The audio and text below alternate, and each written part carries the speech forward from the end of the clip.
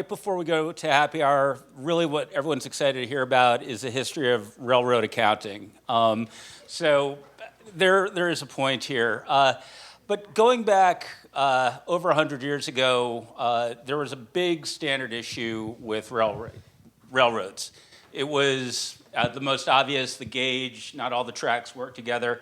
But lesser known, there was a major issue around the accounting that railroads took on for themselves, but then also regulators, the Interstate Commerce Commission, the way that everybody looked at the numbers was just different. In 1907, the ICC instituted a set of accounting standards for railroads. A lot of that had to do with how depreciation was treated, but a big piece of that also had to do specifically around the chart of accounts and how reporting was done, and the real lack of consistency that existed in that industry. But David, anything to add on chart of accounts?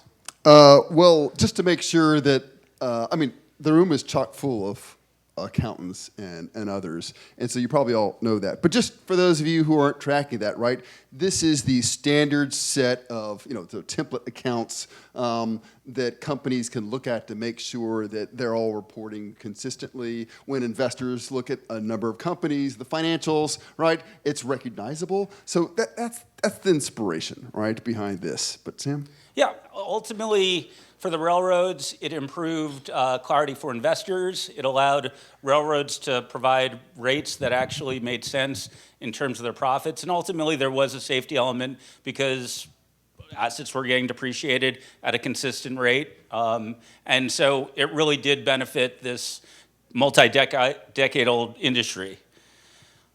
Fast forwarding to today, and really I'd say let's call the pre-Bitwave era of accounting. Again, I started work in the field in about 2019. Spreadsheets were as good as it got. I thought we had some pretty good spreadsheets, but it really, it makes me just quiver to think about how poor of a job we must have been doing, both from a tax perspective, the ability to, your job as an auditor was hard to impossible, but really you just didn't have the full visibility in the pre-Bitwave era. But how did you audit books before you had subledgers? We had sticks and rubber bands, and it was pretty creative. But no, that was the circumstance. Happily, that was pre-Bitwave now, right? So now we've advanced. So fast forward with Bitwave, then allowed us to actually develop the Statement of Digital Assets, which, as Pat has pointed out, we've had the pleasure to be able to talk about on multiple occasions at EDOS.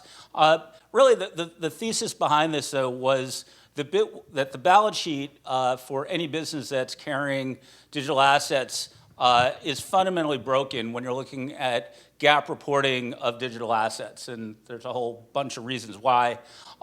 So we thought about what was a purpose-built approach to make this a little bit more consistent, and it was looking at wallet, asset, quantity, fair value, and book value. And one of the most important pieces of this is that it ultimately tied back to the balance sheet. This is sort of stage setting, right? Kind of catching everyone up to speed. Happily, Bitwave has been so accommodating to give us sort of a platform to get that word out there. Sort of industry group, almost kind of grassroots effort to just discover best practices of how you go from your on-chain activity to certainly the balance sheet and then beyond. So like we heard earlier today on the audit panel, Caitlin and Amy talking about the challenges of all that side. This was an effort to truly make that easier, knowing that you don't have to start from zero, right? And so we're here to sort of iterate on that. So back to you, Sam. Introduce the Chart of Digital Asset Custody, or CoDAC. And really, this is a way to begin to drill down and make more sense based on what the work we've done with SODA, but then say, on top of a wallet asset pair, let's actually dig in and assign some metadata that will allow us to actually take a look at a wallet infrastructure, really assign different roles to it, have a better understanding of custody, have a variety of different parameters in which to look at again, wallet infrastructure. But, we've seen clients, we were just hearing before about the mess that can be a accounting firm can be facing when onboarding a new client. This is a way to begin to standardize those views. But from an auditor's perspective, I think there's probably even more value. I mean, just not kidding at all here. Super excited about just trying to work together. Sam, myself, others, beginning to think around this, connect with people in the audience here. Just as SOTA, the Statement of Digital Assets, right, was this effort to sort of provide some guidance, some idea, hopefully one day perhaps standards, right, around going from on-chain activity to your financial statements. So too we thought, what could also use some help, some guidance, some best practice is because crypto and digital assets in general are all about custody, right? That's kind of where a lot of the heartburn is. Why don't we collect together some of the best practices around discipline there? I've heard Pat and others talking about wallet hygiene, right? There's just a whole nest of operational accounting and reporting considerations when it comes to what can be a really messy custody environment. And this is just not just for your own coin, but for coin that you hold for others in some cases. So that's why I'm excited about this. Sam and I have started to take a stab at what could that look like? What are the parameters that we should start to track? How would you display it? Would it be nice if we had basically a chart of accounts, but for custody considerations? So that's part of the idea. Sam? Yeah, that's exactly it. And it's so when investors are looking at projects, they can look at the wallet infrastructure and actually understand what might be set aside for operations, what might be set aside for actual yield, if there's tax liability in stablecoins. But every wallet should be segregated for their duties, and you're not going to have one wallet per duty or role. So this is really a chance to really have an understanding of the balance sheet, of the digital asset balance sheet, that also ultimately will be tying back to a GAAP or IFRS balance sheet. And then, finally, again, I think this is maybe a little bit of the obvious, but standardization drives trust. And I think it goes back to the example we discussed earlier with the railroads.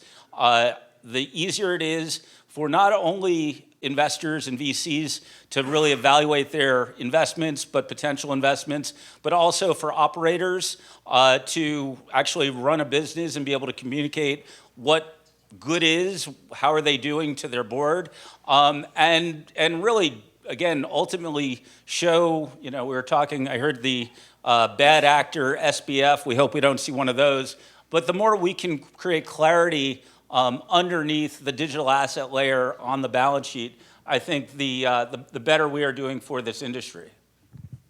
Hear, hear.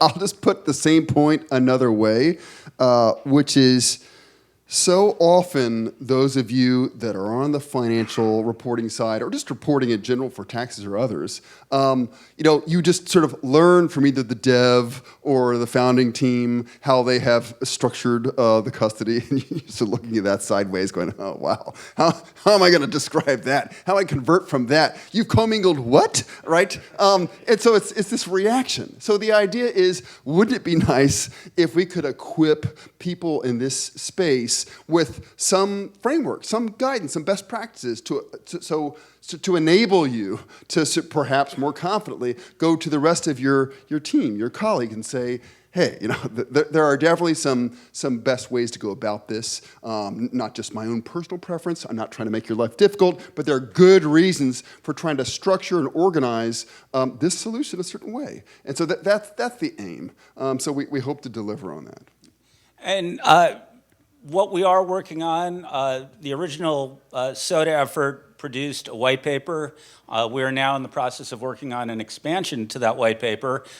These are QR codes to both David and my LinkedIn profiles.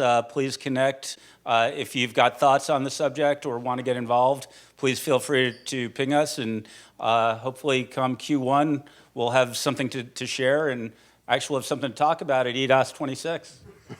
All right.